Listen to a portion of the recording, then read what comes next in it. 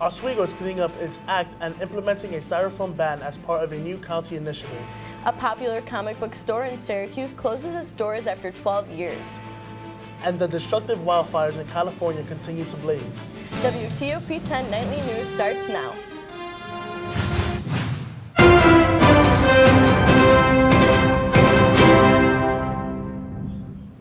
Good evening and welcome to WTOP 10 Nightly News. I'm Matthews Frank. And I'm Jamie Kane. The city of Oswego is going green as the city unanimously passed a clean initiative on Monday night. The proposal bans tobacco use, smoking, vaping, and styrofoam containers on city property. Mayor Billy Barlow says the move comes after the city spent millions of dollars revitalizing Oswego and improving its parks, but overlooked some basic environmental policies. This environmental reform is called the Keep Oswego Clean Initiative. Delis, construction materials, and nonprofit activities are exempt from the ban. However, large for-profit businesses like Dunkin' will have to switch over to paper cups. Mayor Barlow tweeted his excitement over the upcoming changes, saying, quote, "Our changes will improve the experience for people attending our city events, prevent litter from building in public space, and for the first time brings environmental protections to the forefront. Thank you to all who reached out to support these initiatives. The proposal goes into effect on Earth Day 2020. Syracuse prepares to say goodbye as Cloud City Comics is closing its doors.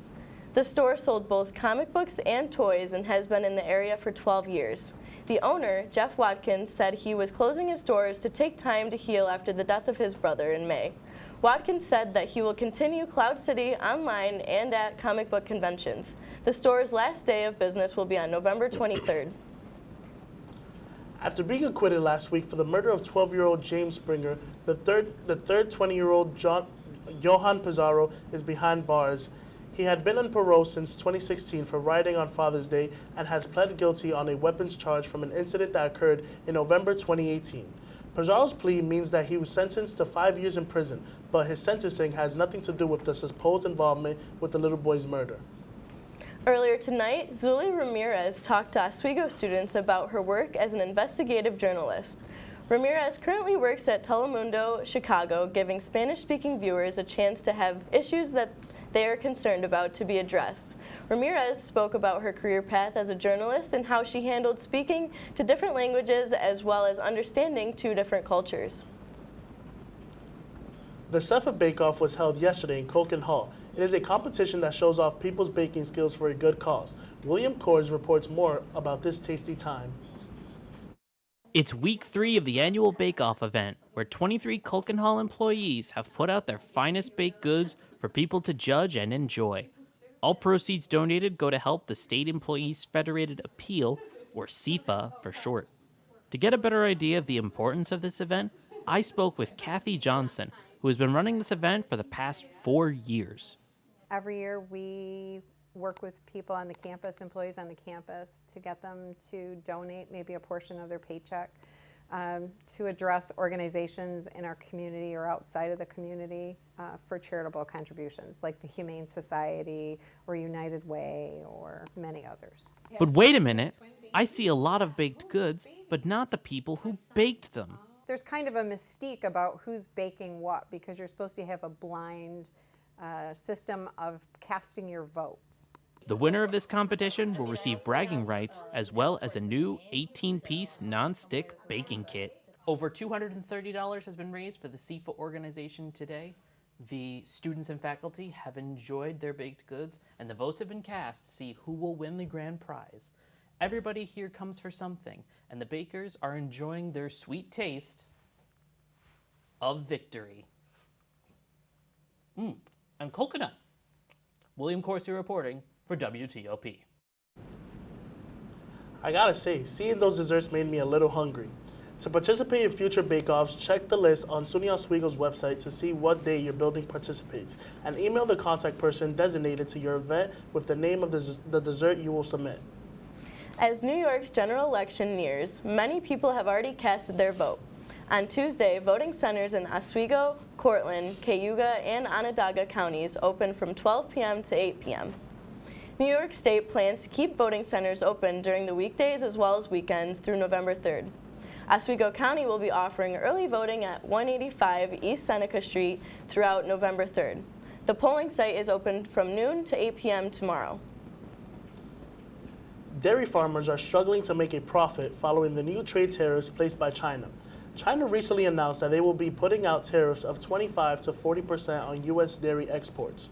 These new tariffs affect companies like Cayuga Milk Ingredients, who worked for 2 years to trade with China and were approved in 2018. But because of the tariffs, they can no longer compete in China. It is almost the end of Cyber Awareness Month, but that hasn't stopped online scams from continuing to spread. Matt Green tells us about recent issues regarding online targeting and how SUNY Oswego is combating these issues. You could be a victim of any sort of cyber attack without even knowing. In an era of instant gratification through smartphones, laptops, and other personal internet devices, users can never be 100% safe online. According to a study by the University of Maryland, a cyber attack happens every 39 seconds on average in the U.S.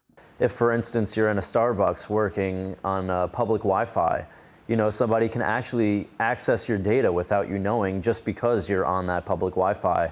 A new report from the Federal Trade Commission says young adults are 20% more likely to lose money in online scams than their senior citizen counterparts.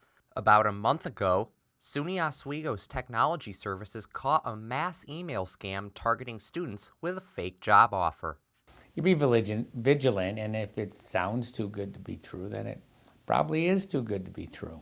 Oswego's Chief Technology Officer Sean Moyerity warns students to be wary and take precautions now, as many identity thieves may use students' personal information for their benefit in a matter of decades from now. Because actually young people are young right now, and someday they're going to be wealthy and have a lot more money than they have right now. But as a common internet user, you can take matters into your own hands, and one way is to report email phishing. Gmail users can report phishing simply by clicking on the More icon on a suspicious email and clicking Report Phishing. And Oswego's Campus Technology Services already took matters into their own hands by joining a national cybersecurity initiative for the month of October. Students who take part in a phishing derby have the opportunity to win up to $50 in Amazon gift cards. Matt Green, WTOP 10. Students still have until tomorrow to participate in the phishing derby and the Go for Two contest. For more information, visit oswego.edu/cts/cybersecurity. On Monday night, 25-year-old Mercedes J. Rosado was arrested for robbing a Walgreens in Manlius. Rosario was charged with first-degree robbery in Utica for her connection with the October 19th incident. She reportedly used a box cutter to commit a crime and cause minor injuries to the store employee who gave her the cash. Rosado was arrested in Yorksville, Pennsylvania after robbing a gas station Monday afternoon while fleeing from police. Coming up later tonight, House Democrats release resolutions regarding the impeachment. And Boeing Airlines CEO Dennis Muilenburg faces hard questions at Capitol Hill for the first time. Now let's take a quick look at the weather with Storm Team 10 meteorologist Bethany Strong. Thanks, guys. Now coming up after the break, we've had a generally warm, nice fall this year, not winter.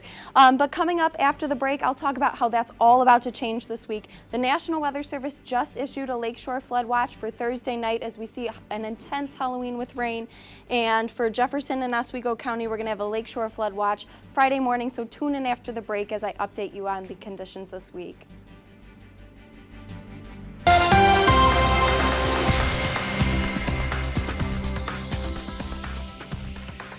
Welcome back. I'm Storm Team meteorologist Bethany Strong. Before the break, we talked about how we had a lakeshore flood watch for Oswego and Jefferson County, and I'm going to talk about that later on, how our Halloween is going to be extremely intense. Looking at our Halloween forecast, as we go out trick-or-treating, we can see 7 p.m., 55 degrees, rainy and cloudy. Again at 8, 56, we're going to see those winds pick up, which I'll talk about later. And then again at 9, again 56, consistently rainy, unfortunately. So we're going to need to pack a nice raincoat with those.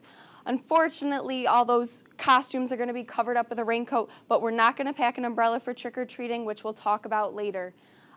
Looking at today's highs, it was absolutely beautiful today. We had a great clear day for fall weather, super nice. It was even close to 70 in Fairhaven, Lyons, and Phoenix today.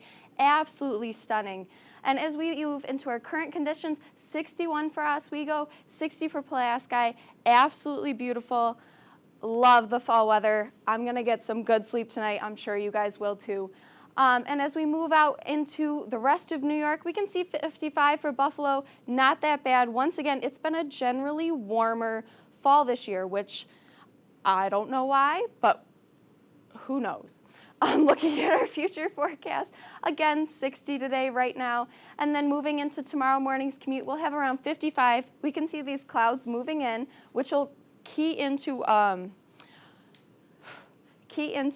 rain, which we're going to have for Halloween. But clouds tomorrow morning isn't that bad. But moving into Wednesday, we're going to have scattered showers throughout the day, nothing severe, light rain throughout the day as the storms break up off of this storm band that's moving northeast. So we're going to have some scattered showers throughout the day, but then moving into Thursday and overnight Wednesday into Thursday, we're going to have this thick rain move in into the Halloween, which is going to be, unfortunately, disgusting. High winds, heavy rain. We can see these heavy rains right here, right in Olean, and it's going to push up into Oswego again throughout the day Thursday, which you're going to see here. Thursday night, 8 p.m., just as we're heading out for trick-or-treating, these heavy rains are going to move in. These light rains and then these heavy spots of rain showers are going to push in and just drench us all throughout Thursday night. And Friday morning, what is really interesting and unfortunate is we can see the snow moving in. So we have some mixed precipitation moving in down from Canada, and then we might see some snow, unfortunately, this weekend, but we're going to have to tune in later to the week to see how that happens because weather changes. Looking at our wind gusts, again, reiterating for Halloween, for tonight, 24 miles per hour, but generally our winds are going to be calm. It's just going to be a rare occasion that we're going to have that 24 mile per hour, nothing that severe. Moving into tomorrow morning, 7:30, 8 miles per hour, nice calm gusts, nothing severe. We're going to have winds generally 5 to 10 miles per hour. And then moving into tomorrow night, again, same thing, nice consistency. But unfortunately, moving into Thursday, we see those 20 mile per hour winds, 15, 30 going into Thursday, right there. 6:30 at night, right before trick-or-treating, 30 miles per hour, 35 in Adams, 34 in Pulaski. It's going to be really awful. This is why we're not going to pack umbrellas for trick-or-treating. It's going to blow right away, along with the small children, so just hold on to them. And then moving into Friday, as we see that potential for that snow coming in, 46 mile per hour winds moving down, so that's really going to push it. So we're really going to have to pay attention to the weather coming up. Looking at our 7-day forecast, again, Thursday we're going to have, unfortunately, 60 degrees with some heavy rain. Friday, mostly cloudy. We might have some rain left over from Thursday, but we're going to have to see. And this weekend is really going to depend on what's coming up with those wind gusts, 52, 45, mostly cloudy coming up. It's going to be a real unfortunate time. Coming up after the break, news and sports, so tune in. Welcome back to WTOP 10 Nightly News. House Democrats released text of the resolution that will detail the procedures as they move forward with the impeachment inquiry. The release came as the pressure grows on Democrats to the impeachment inquiry more open. This would include holding public hearings with key witnesses in the Ukraine affair. The resolution calls for the public hearing and permits staff counsels to question witnesses for up to 45 minutes per side. Strong winds in California have led to more wildfires. Power companies are warning homeowners that they could be rolling out new rounds of public safety power shutoffs, even in areas that don't have evacuations. Daryl Forges has more. More than 200,000 Californians are under evacuations Tuesday as wildfires continue to burn from across the state. Go means go. Save not only your own life, but don't put our first responders in harm's way. The flames are being fueled by a historic wind event, and very low humidity have put more than 25 million people under red flag warnings. Tonight at 11 p.m., there are going to be extreme wind events. Tomorrow morning, it will have those winds and 20% humidity. The Kincaid Fire in Northern California has burned tens of thousands of acres. The Getty Fire sprung up early Monday morning in a multi-million-dollar residential area in Southern California. Motorists cautiously passed the flames as it came right up to one of the busiest freeways in the state. As firefighters are battling unforgiving terrain to save homes and priceless art at the Getty Center Museum. I mean, it's one ember. That's all it takes. And it's that. And just, your entire life is gone. Out of extreme caution and concerns for more fires, power companies announced they may yet again have to shut off electricity for safety. In Los Angeles, California, I'm Daryl Forges. For more information on how you can help the wildfire evacuees in the short and long term, you can go to cnn.com/impact. Boeing CEO Dennis Muilenburg faced tough questions from lawmakers on Tuesday during his first appearance on Capitol Hill following the 2 crashes involving the 737 MAX jet that killed 364 people, including if he will or not resign. He quoted, "I'm focused on the job that is at hand, and I will come to Boeing because we care about building safe airplanes for the world. That's what it's always been about." Muilenburg said October 29th before the Senate Committee on Commerce, Science, and Transportation. Recently, there's been much criticism of Boeing and our culture. We understand and deserve this scrutiny. But I know the people of Boeing. They are more than 150,000 of the most dedicated, honest, hardworking men and women in the world. A 15-foot, 5-inch great white shark, more than 2,000 pounds, has entered the Gulf of Mexico after traveling down the coast from Canada. O-Search tracked the female shark named Unniki. Her tracker was pinging just west of the Dry Tortugas Islands. O-Search says a big, mature female like Unniki could lead them to where she would give birth. She was specifically tagged in September more than 2,000 miles away from Florida waters. The NCAA is taking steps to allow college athletes to cash in on their fame. The National Colgate Athletic Association Board of Governors, meeting at Emory University in Atlanta, voted unanimously to begin a process that would let college athletes benefit from using their name, image, and likeliness. The new codes will be in place by early 2021. The NCAA insists that their athletes will still be amateur despite the new opportunity to earn money. Coming up in sports, John Purdyk. John, can you give us a quick preview? Coming up in sports tonight, Laker hockey season is back. The New York Jets are making some moves at the trade deadline, and the Yankees are making staff decisions all around. All that and more when you come back to WTOP 10 Nightly News.